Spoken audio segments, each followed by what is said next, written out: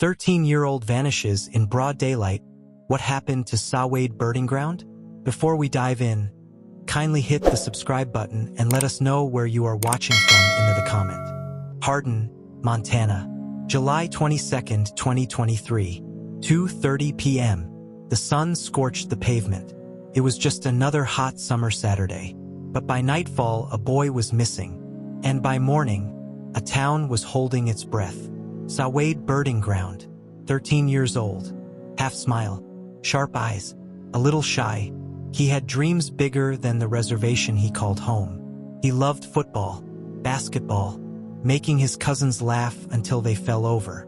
He had a laugh too, a loud, bold one. But on that hot July day, Sa'Wade stepped outside his grandmother's house and vanished.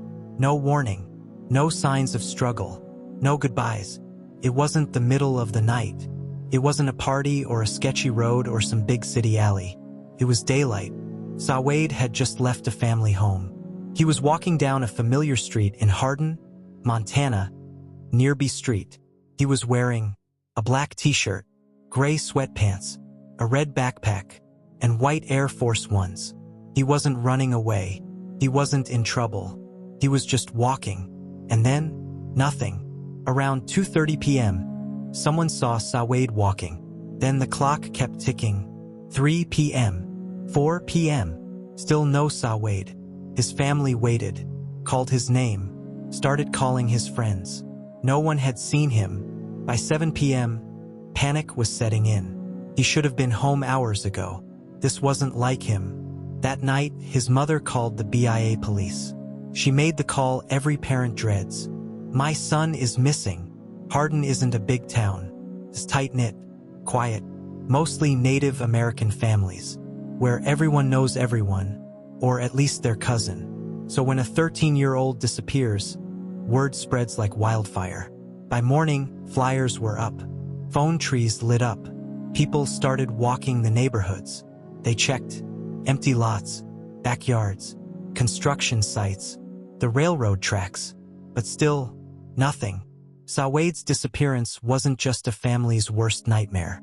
It was a symbol, because Big Horn County, Montana, it sits in the heart of the Crow Indian Reservation. And for years, it's been plagued with missing persons cases, especially among Native youth. Many families here feel ignored, abandoned, forgotten by law enforcement. So when Sa'Wade vanished, it brought up an ugly truth. Kids go missing here, and too often no one seems to care. The FBI stepped in, so did tribal police. But locals were already skeptical. There were no Amber Alerts, no national news coverage, no sudden flood of search teams. Instead, Sa'Wade's family, especially his mother, had to fight, day after day, hour after hour, demanding updates, posting photos, begging for exposure. Search crews fanned out across fields, wooded areas, and ditches. Hardin may be small, but it's surrounded by rural sprawl, places where someone or something could disappear without a trace. But despite intense efforts, no phone, no backpack, no shoe prints, not even a dropped water bottle. It was like the earth had swallowed him. The internet did what it always does, speculated. Some thought he'd run away. Others whispered about child trafficking rings. A few believed he might have fallen into a ravine, or worse, been taken by someone he trusted.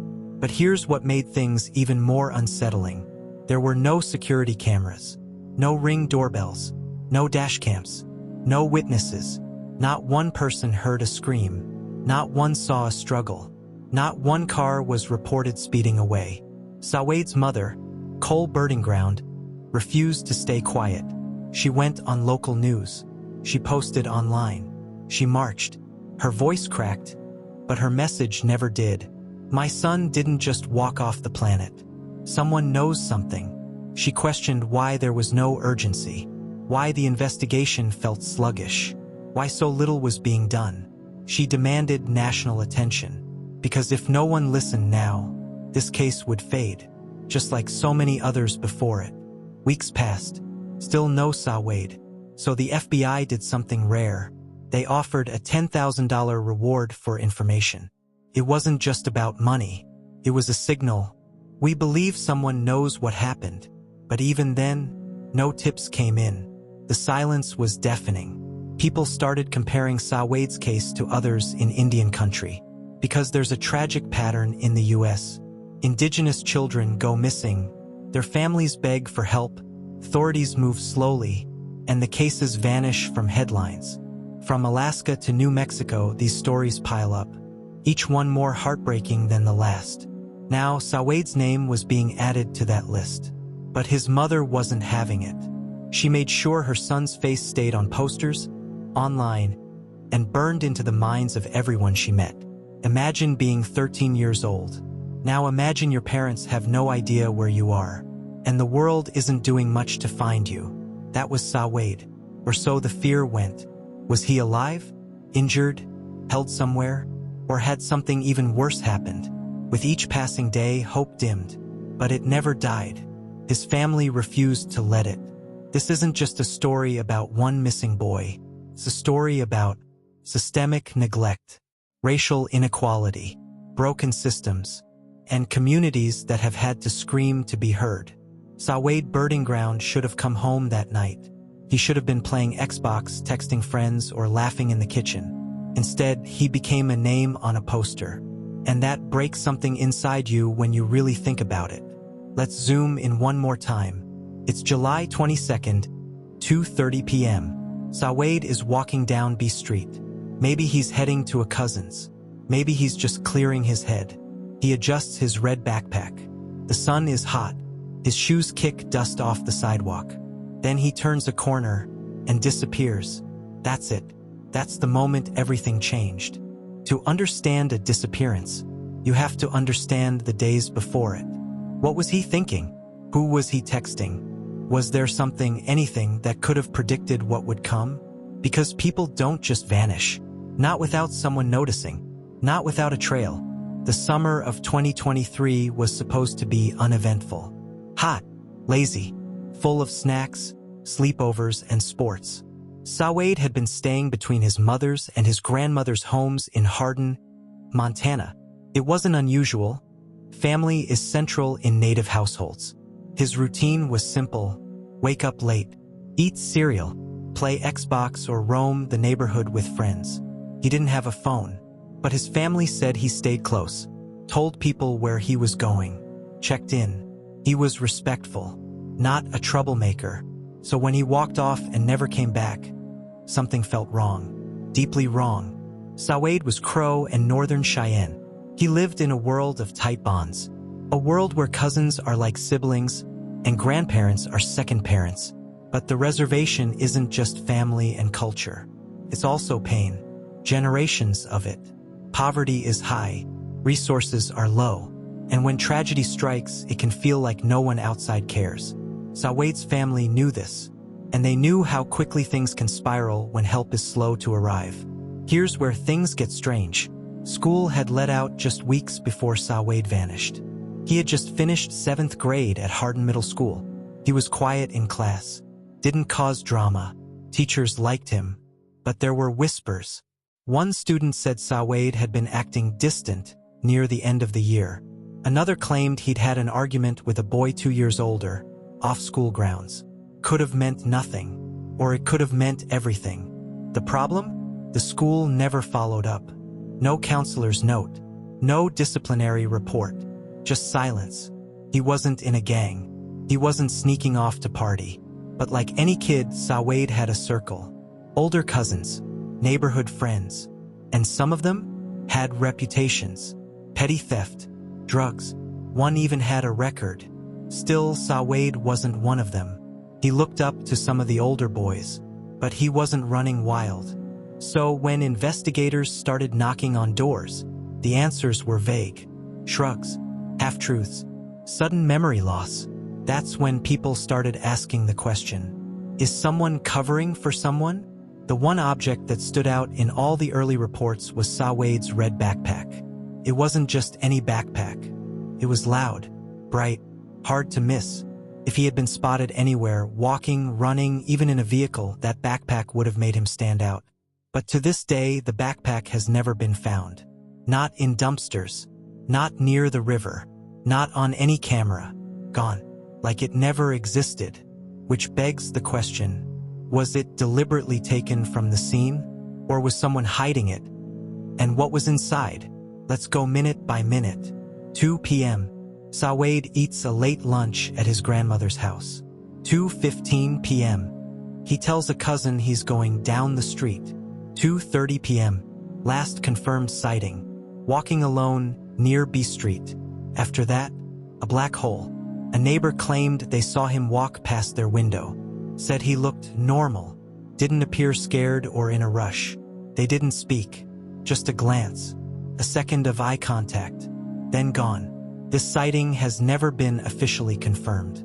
But if true, it places him just one block from a known vacant house. A house with a broken fence, boarded windows, and a bad reputation. Some locals say the house is used by teens looking for privacy. Others believe it's been used for drugs or worse, trafficking. But here's the problem. Police didn't search that house until 3 days later. The house was empty. No furniture. No signs of Sa'Wade. No red backpack. But the floor? Covered in footprints. Kids' shoes. Adult boots. Some bare feet. The living room had used needles. Cigarette butts. Empty food wrappers. No DNA results have been made public. But sources say the site was heavily contaminated. In other words, if Sa'Wade had been there, the evidence was long gone. Hardin doesn't have much surveillance. No traffic cams. No public security grid. Most homes don't have Ring doorbells or CCTV. So while big cities can track a person block to block, Sa'Wade's trail ends in open air. Investigators later reviewed security footage from a gas station 3 blocks away, but the cameras only recorded inside, not the sidewalk or parking lot. Another missed opportunity, another dead end. As weeks turned into months, theories swirled. Theory 1, he ran away, rejected by family immediately. He had no money, no phone, no plan. He didn't take anything but his backpack. He'd never been gone overnight before. Theory 2, abduction by stranger. Possible. But no vehicle was reported speeding away. No one saw him get into a car. Stranger kidnappings in broad daylight are rare. Theory 3, someone close. Someone local. Someone who knew his routine. Someone who lured or tricked him. That last theory? It's the one that keeps his mother up at night. Because if it was someone he trusted, that means they're still walking free. The community started counting mistakes. No Amber Alert. Slow police response. Poor area searches. Delayed home investigations. Little national attention. No task force created. It wasn't just heartbreaking. It was infuriating. Because it looked like another native child was being ignored. Like his story didn't matter. In late August, dozens marched through Hardin holding signs. Justice for Sa'Wade. Where is our boy? Protect Native youth. They walked past the police station, past City Hall, past the house where Sa'Wade was last seen. Local news covered it, but national outlets stayed quiet. And the case? Still cold. Sa'Wade's mother, Cole, hasn't stopped. She pushes for tip lines, search parties, media exposure, accountability. She believes her son is alive, or at least was for a long time after he vanished. She thinks someone is hiding him, or hiding what happened, and she's convinced that someone in the town knows more than they're saying. There's one more layer to this story, and it's one nobody wants to talk about: child trafficking. In Montana, especially near reservations, cases have been rising.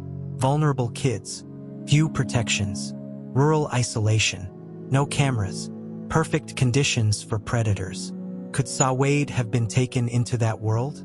It's a terrifying thought, but one investigators have quietly considered, and one the community whispers about when no one else is listening. A boy vanishes, a backpack disappears, a trail of silence spreads, and a family waits, wonders, and keeps hoping that someone somewhere will finally talk. For more chilling true crime stories, don't forget to like, comment, and subscribe to the channel. Sometimes the silence isn't from lack of knowing. Sometimes it's fear. Fear of what speaking up might bring.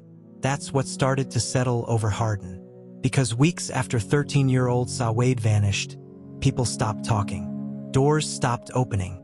Phones stopped ringing. And the police? Still no closer to the truth. But then someone cracked, and what they said would shift the case forever. It started with a late-night call to a tribal officer. Anonymous. No caller ID. No recording. A male voice. Shaky. Nervous.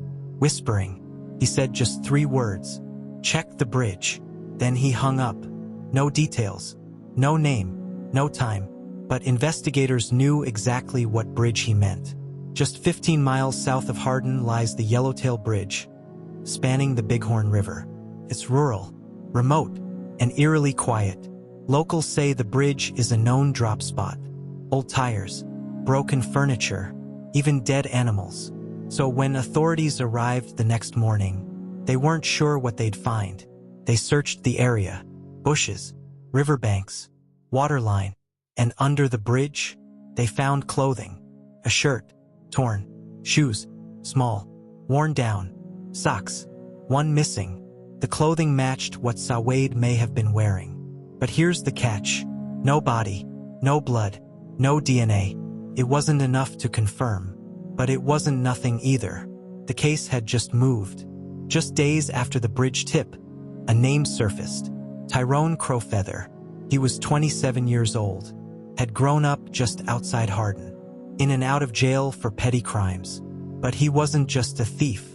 He had a history of violence, domestic abuse, assault with a deadly weapon.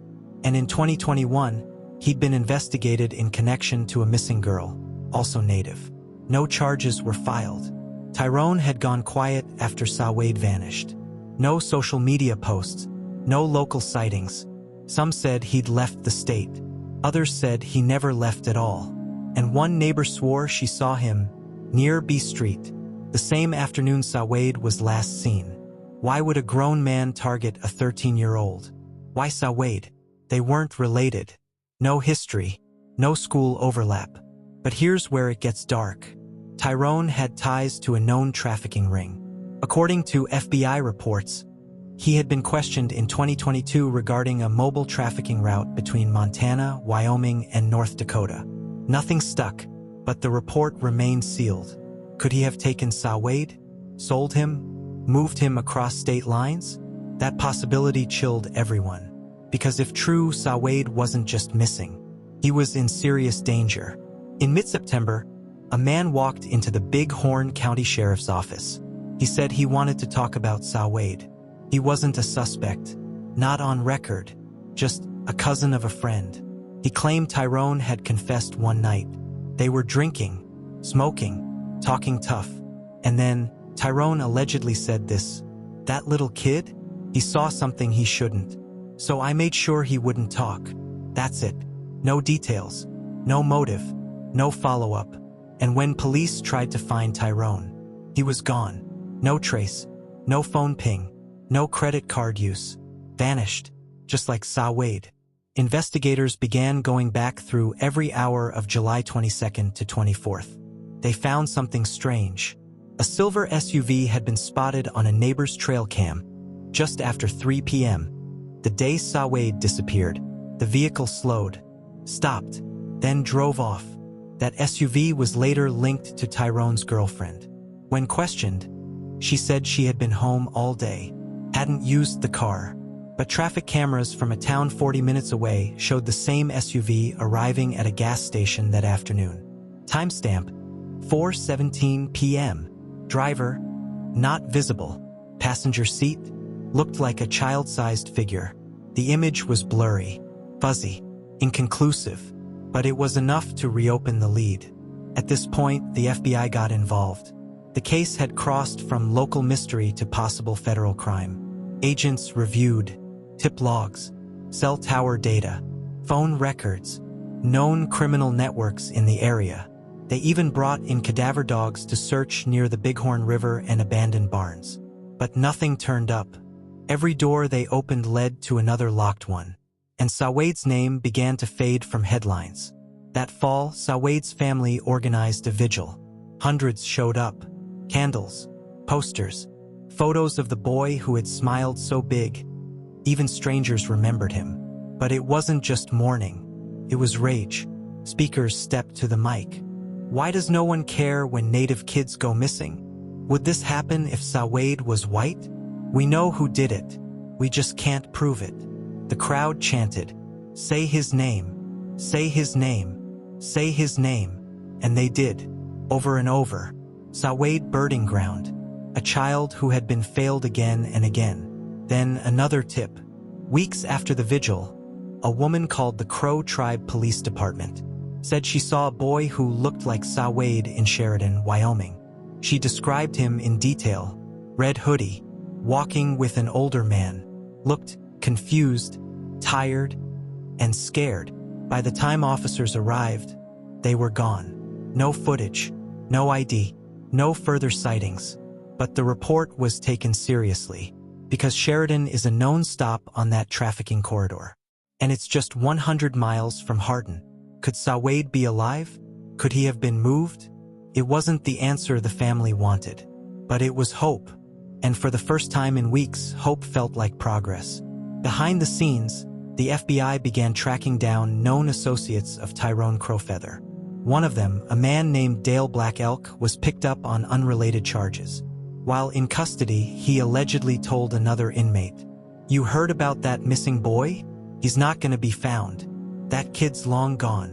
The statement was recorded, but when confronted, Dale denied everything.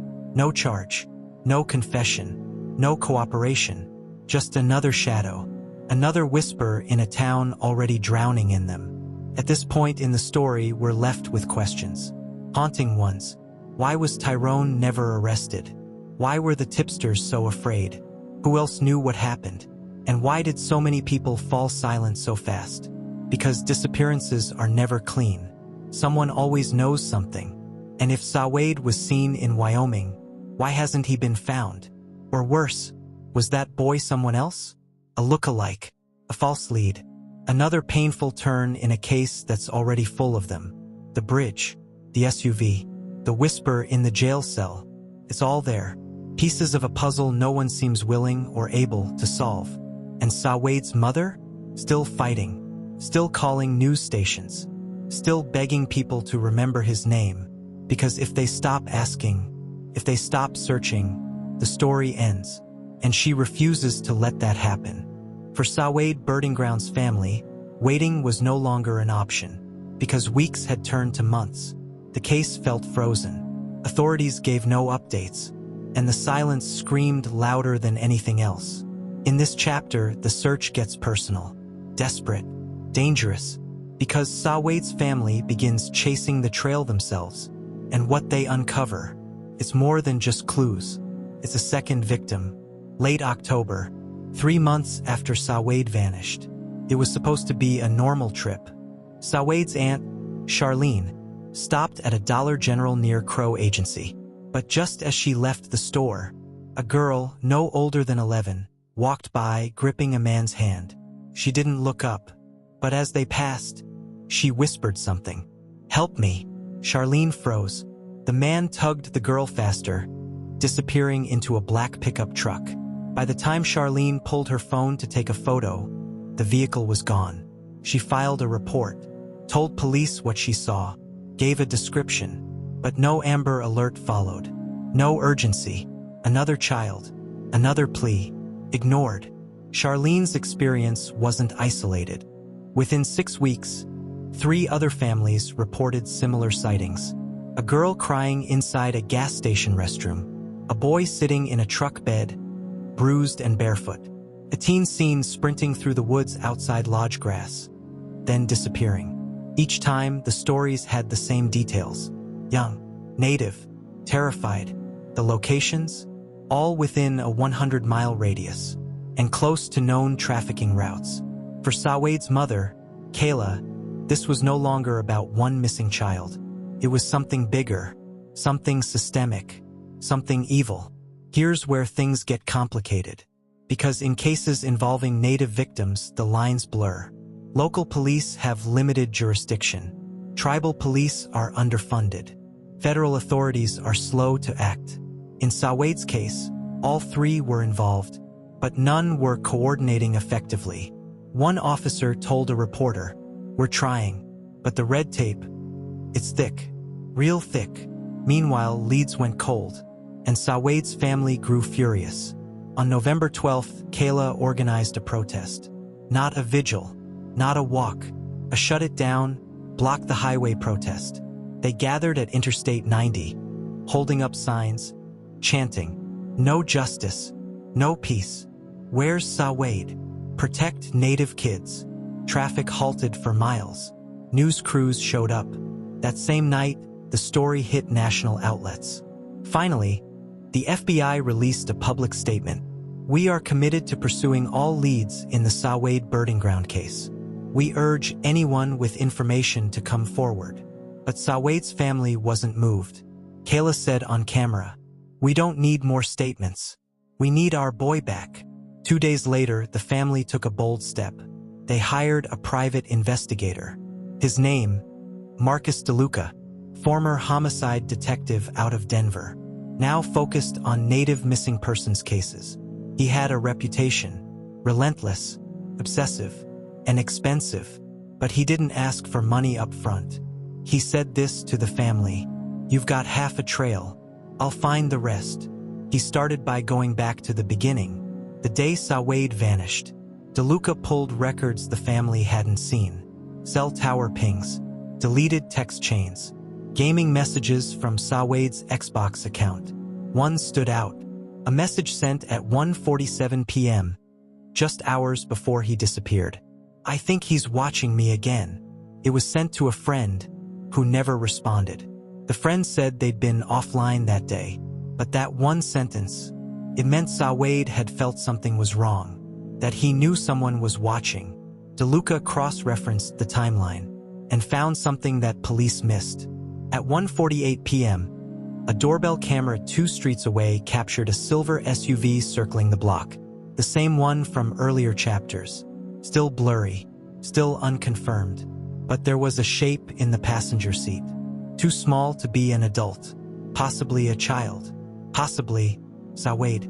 With the SUV in mind, DeLuca started knocking on doors.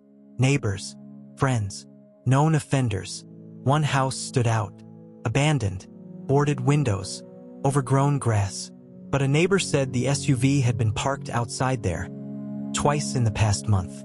DeLuca called local police, asked for a warrant. They said there wasn't enough evidence. So he went in himself. What he found: a soiled mattress, a chain bolted to a wall, dozens of empty food wrappers. No sign of Sa'Wade, no sign of anyone. But it was clear, someone had been kept there, and not long ago. Tucked in the corner of that filthy room was a shoebox. Inside were crumpled papers, drawings, and one letter. It was written in pencil, sloppy, rushed. DeLuca read it slowly. "If anyone finds this, tell my mom I tried. I was good. I'm sorry." There was no name, no date. But in the corner of the paper, in tiny writing, SB, Sa'Wade Birdinground. The discovery of the note changed everything. Photos leaked. News stations ran breaking updates. Social media exploded. Hashtag Justice for Sa'Wade began trending nationwide. Celebrities tweeted about it. Advocacy groups called for accountability. Even politicians weighed in. And finally, the FBI declared it. This is now an active abduction case. The wording mattered, because before, Sa'Wade had been labeled missing. Now he was taken, and the difference meant more resources, more agents, and more pressure. Then came the call. A woman in Wyoming reported seeing a man she believed was Tyrone Crowfeather. She was sure of it. He'd come into a truck stop, alone, tense, wearing a hoodie despite the heat. He bought only 2 things: duct tape, water. Security footage confirmed it. It was Tyrone. For the first time in months, he had resurfaced. The FBI rushed to intercept. But by the time they arrived, gone again. Another ghost. Another trail just out of reach. Sa'Wade's older cousin, Donovan, had had enough. He didn't trust the system. Didn't believe Tyrone would be caught the right way. So he made a decision. He and 3 friends packed into a car, loaded with cameras, gas, and determination. They drove south into Wyoming, Utah, and Colorado hunting for signs, flyers, old associates, truck stops, motels. It was risky, reckless, but it was movement. And on day 4, Donovan called Kayla. "We found a girl." At a rundown motel near Grand Junction, they spotted a child sitting in the parking lot, alone, thin, dirty. They approached. She flinched, tried to run, but after calming her down, she finally said her name, Jolene, age 10, missing for 6 weeks. She'd escaped from a locked room, didn't know where the man had gone, only remembered a silver SUV. They called local authorities. The girl was taken into care. DNA confirmed it. She was one of the reported missing. Another stolen child. Another life nearly erased, but this time found. Jolene's rescue connected the dots. She described other kids. A boy quiet around her age, with a chipped tooth and a scar on his cheek. Kayla broke down when she heard that. That matched Sa'Wade. He'd been there, with Jolene, not long ago. It proved he had survived at least weeks beyond his disappearance. But where was he now? No one knew. Not yet. The walls were closing in. But not on Sa'Wade. On whoever took him. Because now, there were faces, facts, a movement, and a family that wouldn't stop until they brought him home. Dead or alive, they were going to find him. A 13-year-old boy, gone without a trace. A grieving family, broken but unyielding. A system slow to respond. And a trail that's grown darker with every step. This final chapter is about what happens when the search reaches the edge. And what's waiting on the other side. The truth, the horror, and one final choice. It started with a burner phone. Donovan, Sa'Wade's cousin, got the call at 2:14 a.m. "You're looking for a boy," the voice said. "I know where he is." Donovan froze. He tried to trace the number. No luck. The caller gave a location, for corners, where Utah, Colorado, Arizona, and New Mexico meet. Sunset Motel, room 6. But hurry, they're moving him. Then the line went dead. Within minutes, the family alerted the FBI and tribal police. But they didn't wait. Donovan and 2 others jumped in the car. Kayla begged them to be careful. She knew what was coming. Not closure. Not yet. But danger. The Sunset Motel was barely standing. A few cracked doors. One flickering light. Donovan parked across the street. Watched. Waited. At 4:03 a.m., a silver SUV pulled into the lot. 2 men stepped out. One of them, Tyrone Crowfeather. The other unknown. They went into room 6. Donovan moved fast. He live-streamed to his phone, then called the FBI one last time. "We found him. He's here." Then they went in. The door wasn't locked. The smell hit first. Sweat, mildew, something worse. Inside, a cot, 2 duffel bags, a box of fast food wrappers, and a boy, in the corner, thin, pale, eyes wide. He didn't speak at first, just stared. But then Kayla's name left Donovan's mouth. "We're here for your mom." "For Kayla," the boy whispered. "Is she real?" Donovan nodded. "Yeah, man. She's waiting." It was Sa'Wade. Alive. Terrified. But alive. Just as they tried to get him out, a door slammed open. Tyrone was back. He saw Donovan, saw Sa'Wade, and ran. Not toward them, out the back. Donovan chased him, through sand and scrub and streetlight shadows. But Tyrone was fast, desperate. He reached the SUV, started the engine. Just as he hit the gas, FBI agents swarmed the lot. Guns drawn, tires slashed. He was boxed in. Tyrone screamed. One last act of defiance. "You can't fix this. You think he's the only one." They pulled him out, face down in the dirt, cuffed. Just like that, it was over, or so they thought. In custody, Tyrone didn't talk. For days, nothing. Then a deal was struck. In exchange for leniency, he gave them everything. Names, drop sites, other children, where he kept Sa'Wade. And why? He wasn't working alone. He was a middleman, part of a trafficking pipeline across native lands. Children were being taken because the system looked away, because no one was counting, because no one cared until now. It took weeks for Sa'Wade to say a full sentence. Therapists said he was traumatized, malnourished, sleep-deprived, but conscious through all of it. He said, "I thought no one was coming." He described being moved every 3 to 5 days, locked in basements, trailers, sheds, sometimes alone, sometimes with others. The worst part? He stopped believing he had a name. They called him Cargo. That was it. Tyrone was charged with kidnapping, human trafficking, child endangerment, assault, and conspiracy. 8 other people were arrested in connection with his network.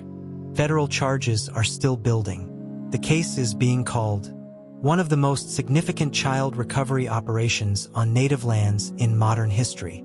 But for Kayla, no headline could undo what was done. When Sa'Wade returned to Crow Agency, the entire town showed up. Banners, blankets, songs. He walked slowly into his mother's arms and just stood there. Cameras clicked. Reporters wept. But Kayla didn't say a word. She just held her son. For the first time in 147 days. Weeks later, Kayla spoke at a rally in Washington, D.C. She stood before thousands. Lawmakers, advocates, other grieving mothers. She held up Sa'Wade's old hoodie and said, "This isn't just fabric. It's what I smelled every night when I cried myself to sleep. This is what they tried to erase. But we are not invisible. We are not disposable. And we will never stop looking." The crowd erupted. Hashtags exploded again. Legislation was introduced to expand Amber Alert access to tribal communities. Kayla became a national advocate, but always insisted, "I'm not a hero. I'm a mother who never gave up." Today, Sa'Wade is 14, living quietly, going to therapy, learning how to be a kid again. He still sleeps with the lights on. He still flinches when he hears tires crunch gravel. But he laughs again, and smiles, and draws comic books. When asked what he wants to be when he grows up, he says, "Someone who helps kids find their way home." This story wasn't just about one boy. It was about all the children who go missing and never make the news. About the families ignored. About the systems that fail those who need them most. But it's also about resistance, faith, and what happens when a community refuses to stay silent. Sa'Wade Birdinground was nearly erased, but he came back because of love, because of action, because of truth. If you watch this far, don't let Sa'Wade's story stop here. Share it, talk about it, support Indigenous-led search and rescue organizations. Donate, volunteer, speak out, because someone out there, right now, is still waiting for someone to come looking, and maybe you're the one who hears them first. For more chilling true crime stories, don't forget to like, comment, and subscribe to the channel.